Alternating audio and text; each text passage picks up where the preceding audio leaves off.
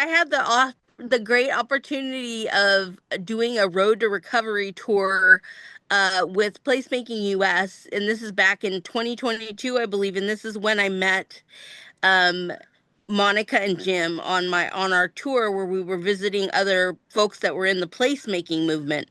And placemaking is what you all are doing right there at Parking Day.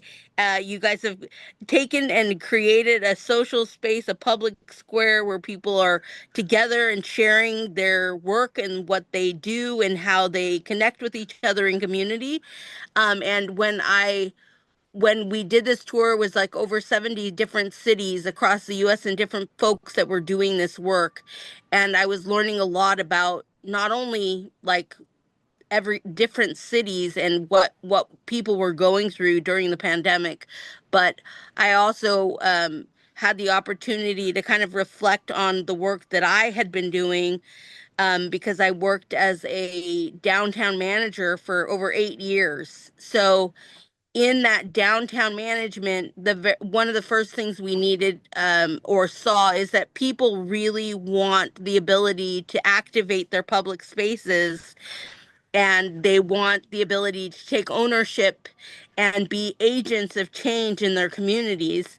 And and since then, there's been a lot of different projects that I have worked on, including like a freeway removal project and working with like the United Way recently with the Four Community Project, where they're trying to help bring prosperity to communities through this place-based effort where people from the ground up are being able to actually have some kind of agency to change things in their own communities in the way that they want. And in that process, the kind of background here is that I last year had talked about a beautiful book that I had read, which is called Co-Cities, which talks about how government needs to be an enabler of the kind of change that they need, and they need to get out of the way and let community actually do what they want to do.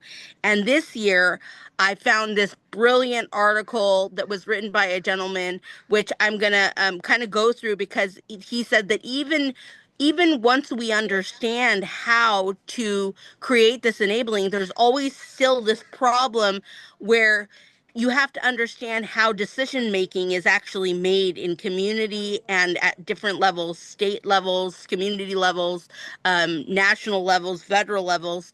And so this presentation, which is called the Architecture Agency, is really to go into kind of what 5 different things were found about creating this agency through decision making and understanding it. So that's what I'm going to go through right now. And Monica, will you, yeah, just change. These are the different items we're going to go through have to do with subsidiarity, holding spread, meta coherence, convergence, learning infrastructure, meta reflection, and how we start to create stewardship of the design ecologies. And that sounds really complicated, but we're going to go through every single piece really quickly just so we can look at what this would look like. You can go. This is a gentleman who has a think tank. He's out of San Francisco, but he also has a group in London. And he's the one who wrote this article. And he's a really great speaker. And he talks a lot with community. And their work is really to understand um, in all these different countries and different nations, everybody has these different ways of doing specific things. So they've kind of been mapping all of it. But you can go on to the next item. And he's an architect by trade.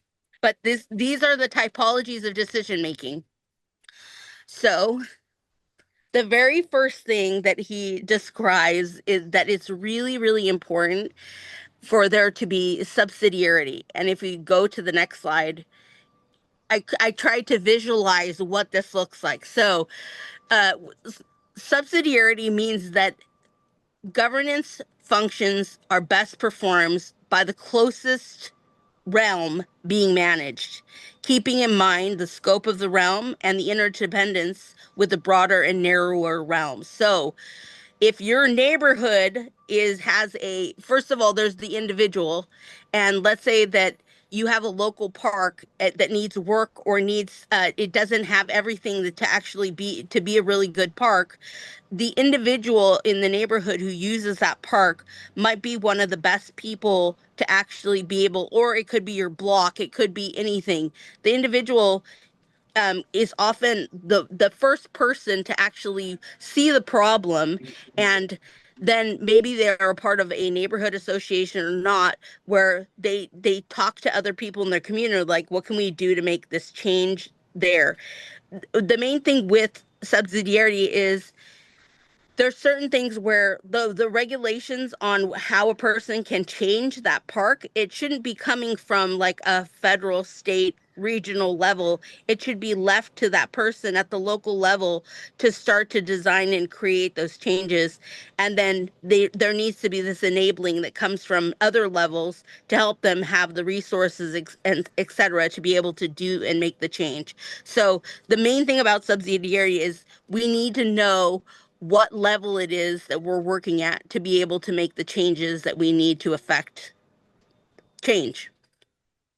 The next thing is holding spread, and I really wanted to emphasize, like, I work oftentimes with nonprofit organizations or philanthropic organizations, and one of the things is a lot of times these organizations will bring together a lot of partners across a city. And for example, there'll be a whole bunch of different nonprofits, churches, community groups, associations, etc. And they'll be trying to do something that creates some kind of collective change. But unfortunately, a lot of times what happens is all of those partners are still kind of focused on their own agenda. And so it creates these silos. So even though their goal is to do something collectively, the collectivism never actually occurs.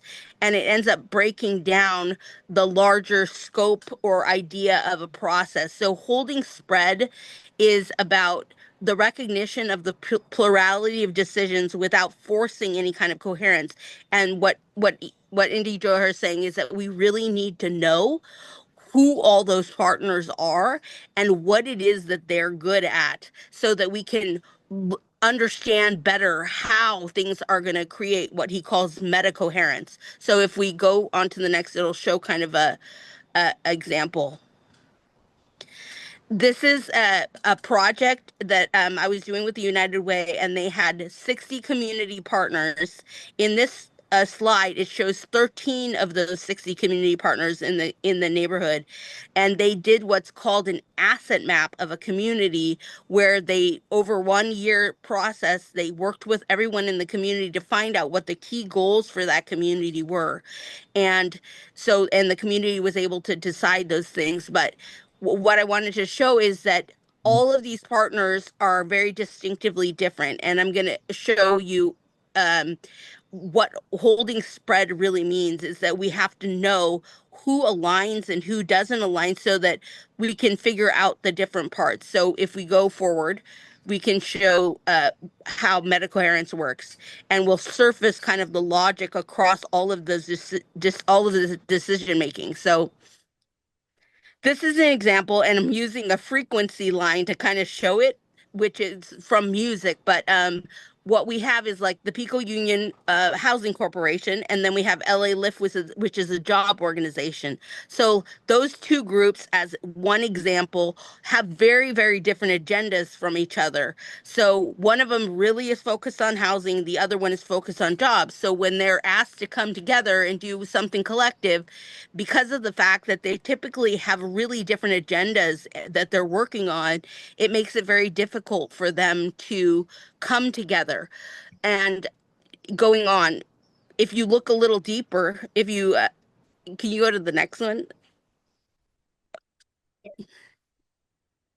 If you looked a little deeper just recently, the housing corporation recognized that they also need to do job training. So now the alignment between the two groups has one area in which that job training is actually a part of what the other project is doing. So you can start to see that there could actually be some convergence between the two groups when it comes to that one specific area that both of them are doing. But at the very beginning, if you look at it, you can see that their agendas are very distinctive. And in this part, it allows you to start to see that the agendas can start to align. So there might be a space that can be created between the two groups that can have a parallel process or work together. And then once you figure this out and map all of those distinctive partners, then you're able to start to see where the convergence actually comes in. And through convergence, there's legitimacy that's created, sense making, shared frameworks, commitment, shared direction, and some synchrony between them. And this starts to help you make visible the architecture behind the divergence between the groups and also the parametric relationships across that divergence. So this maps the logic of the relationships that allow diverse decisions to coexist, and it also allows the system to adapt while we recognize the connections. Um, and this is just a graphic that is showing how the tension between the values and the tension between the practices of the what's for the public good versus the commercial logic of the organization can go through different stages of acceptance and then synthesis and separation strategies. And this is just something showing when you start to see the logics emerge where people are actually connected. So, for example, two schools, 10th Street Elementary and Equitas, one of them's a charter school and one's an elementary school, but in that community, they're very close to each other and they have the same logic, which most of what they want is to be able to take care of the children, prepare them for college and their life careers.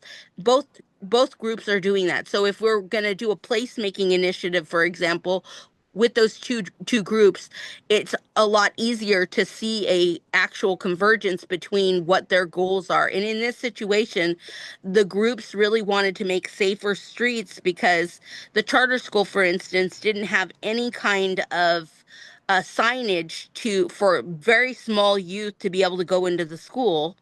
And so usually most elementary schools and high schools have signs that say 15-mile-an-hour zone, but these little children and their parents were having to rush and get into the gate because there was no slowing of the traffic. So we think of that as an opportunity to actually create beautifully painted streets that people know that the kids are going to be walking down it, which is called urban tacticalism and things of that nature. But we can't actually move to that point until we know that these people have a convergence of their desire for how they're going to keep students safe, as an example.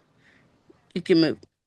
And then the next thing is really about when we do understand, we need to learn from everything that happens within that process.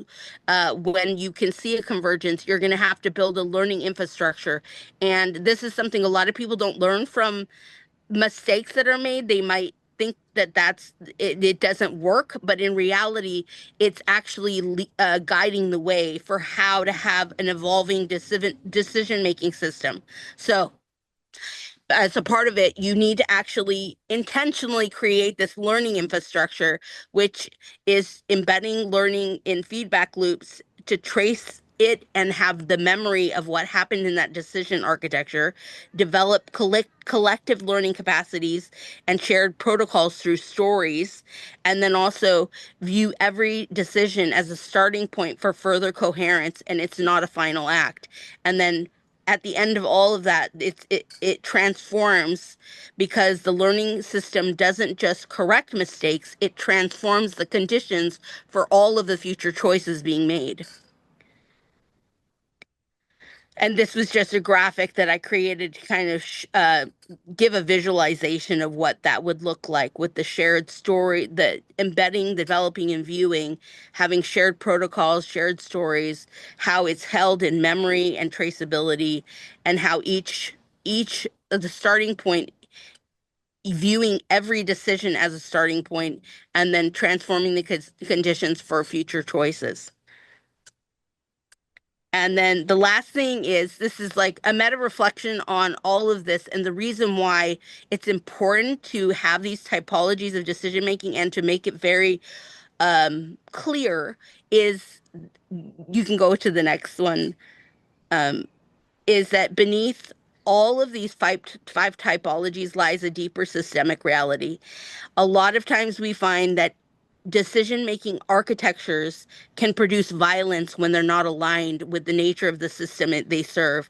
So while we think that we can bring together people and that they'll take collective action, if those groups stay in their silos and they can't actually work together, it wastes time, money, energy, and it also creates this misalignment that can actually end up becoming a violent thing rather than something that's a strategy towards an action that's really helping to produce decision making and care within community. That's basically most everything. And you can go toward the next. The goal is to have these stewardships of decision making typologies, like so that we can be stewards of place. Nice. Is that okay? Wow. I think I'm Yeah. gonna take your idea of convergence. Yes. And building. Yeah. Can you hear Brian? Yeah. Say it again, though.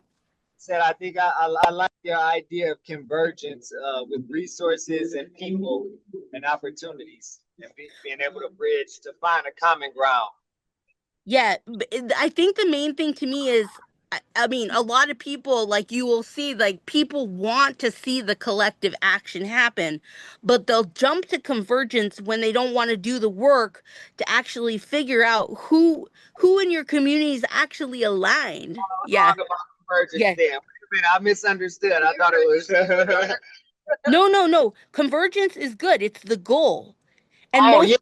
But what Yeah. happens is most people jump to convergence when they don't even know. Like, I mean, even if you take a group of people and they all have different likes, you want to put the people, let's say that you want the people who love basketball to be together, or the people who love art to be together, so that when they do the collective action, they're actually aligned with each other to actually make those strategies work. Because right now, what's happening is people are not aligned, and usually the project ends up failing, and the money that was spent doesn't end up creating the change community wants to see.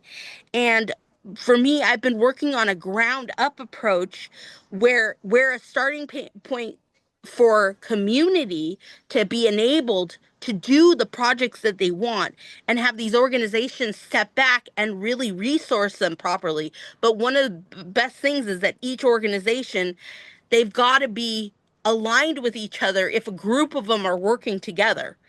And right now, that's the thing, is we just assume that the convergence is going to happen. And really what happens is people don't have time for each other, and they don't know how to line their goals. And that's breaking down a lot of these processes.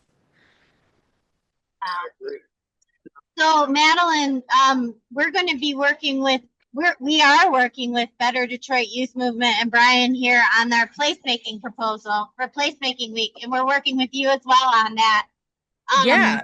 Yeah, so Madeleine has an entire team from LA, from United Way, coming to Detroit in June 24th through 26th. Next year? Yes, Nice. for the Detroit Placemaking Week. Beautiful. Yeah, we did. It's the 5th international. And we did it. I don't know if you remember, but we did Chattanooga for the third international placemaking week. Wow. So we're collaborating with Madeleine and her team at United Way in LA, and then maybe seeing if we can bring in some United Way Detroit and other like interesting things. We've already got a proposal like that's pretty crazy going on right now. But we're going to feature Jane Lasky Park. So this is Brian. This is another person on the team. Awesome. Yeah. Very international, yeah. Nice. So we're so excited about that opportunity. And Madeleine's just been deep in placemaking for the longest time, and then was with Placemaking US, and now she's founded her own studio, the US studio for placemaking. Can you talk a bit about your new venture, Madeleine, and what that is? Back when we started during COVID, there was this situation where in the city of Santa Ana, where I'm from, and beyond, there was a lot of, I don't know if you guys all remember, I'm sure that this happened there in Pontiac as well.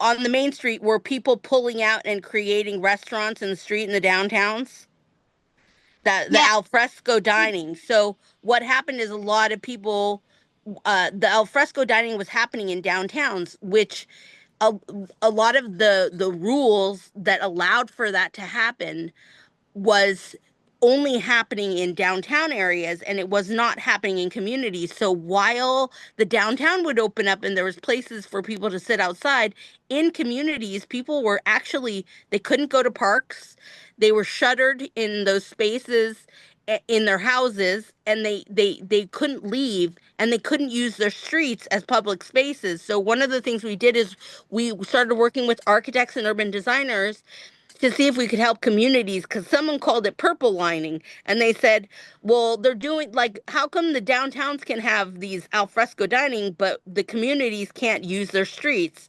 So we started working and finding community groups that wanted to do something that they couldn't, and one of the very first ones was a Cambodian community where there's a lot of elders in Long Beach, California. They really needed food distribution. So there was a local community center nonprofit that wanted to open up and create what's called a marklet, where people could get food outside on the street, just like what you guys are doing right now in the parking, like in this area, but creating a place for food. And it ended up turning into a Cambodian night marklet. And also it turned into a street fair where people could come and get food, have food cooked for them, also have bring food, do a crop swap. All these different things came out of it, and it's because flex zoning was given the opportunity. So from that whole thing, when we started working with these folks that were volunteering their time to help design these spaces that community wanted, it ended up creating this thing we call the United Streets of America. And that team of youth that are coming from universities like Columbia and all of this, they've been working with us to help with these design strategies. And I was working with these groups, and I just decided to formalize it, and that's who we called the US Studio. Beautiful. It's very cool. Wow. That's Anybody else have any questions for Madeleine? And placemaking, does everybody know what placemaking is? Like, have you ever like worked on a placemaking project? I don't believe I have. No, I have not. Just from you, Mo. Yeah. But it sounds amazing, Madeline, what you're doing. That's awesome. That's one of the things that I think placemaking is like a democratic kind of like parking day today. This all began like in 2005 with John Bella and his team at Rebar. They put change in the meter and just turned the space into a park. And so it's turned into this event that's global celebration of taking back the streets from cars. And that, like, it's just something we don't think of. Like, we don't think that this is public. Like, our roads are the most public, nationalized infrastructure that we have, but yet we don't own them. Only cars. There's no bike, walking, and transit and bike, especially in Detroit. It is the Motor City. It's the Motor City. Yeah. So, but placemaking has that same kind of ethos. And that they're all kind of connected together, like with tactical urbanism and that, and placemaking. It's about a community coming together to create a place. And there has to be more than 10 things going on in one area for it to like be emergent enough so that a lot of that many activities just constantly have, like Campus Marshes has, that's place, except that's only located downtown. and they end up getting most of the resources. So that's why working with like the community is so important, because if it doesn't scale, you got to make it scale. Like Right. everybody So needs. I know that. while during this, we made a video, which I just sent you a link for too, that shows like we did the New York placemaking week, because New York has been extremely proactive. Like there's streets in New York and Broadway, for example, that have never reopened to cars since COVID, and now the whole thing is a pedestrian street. And there's also whole neighborhoods that use their whole streets now for activities in community. So it's shown in the video that I just sent the link for, Monica, if you want to share it. But we also have the placeman, which also shows the process of how it all works. Actually, my mom and my Aunt Linda came down to watch the Placeman Oh, during great. when it was playing at Campus Martius. They're here now Nice. for the Better Cities Film Festival. The Better Cities Film Festival team was just with us, but they left. They went away again. But yeah, that's going on this weekend. Is that? Yeah. Okay. Yeah. Same place? Yes. Okay. Well, Awesome, Madeline. yeah. Thank you so much, Madeline. Thank Very you all for sharing about your work too. Yes. Thank you.